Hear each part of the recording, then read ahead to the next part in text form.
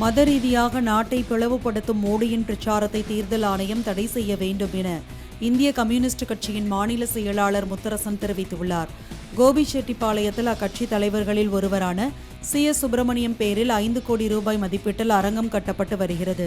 இதனை பார்வையிட்ட பின்னர் பேசிய அவர், இந்தியா கூட்டணி ஆட்சிக்கு வந்தால் பெண்கள் தாலியை பறித்துக் கொள்வார்கள் என பரப்புரையை மோடி மேற்கொண்டு வருவது கண்டிக்கத்தக்கது என்றும், அதற்கு உரிய நடவடிக்கை எடுக்க வேண்டிய தேர்தல் ஆணையம் மௌனம் காப்பது மிக ஆச்சரியமாக உள்ளதாகவும் தெரிவித்தார். அபத்தமான கேவலமான பரப்புரையை மேற்கொண்டு வருகிறார். அவர் வகிக்கிற பொறுப்பிற்கு அவர் செய்கிற பரப்புரை ஏற்புடையதல்ல. அதேபோல் மோடியினுடைய பிரச்சாரத்தை தடை செய்ய வேண்டிய தேர்தல் ஆணையம் அவ்வாறு செய்யாமல் மோடிக்கு ஆதரவாக செயல்படுவது தேர்தல் ஆணையத்தின் மீது மக்களுக்கு இருக்கிற அந்த நம்பகத்தன்மை கேள்விக்குறியாகிவிட்டது.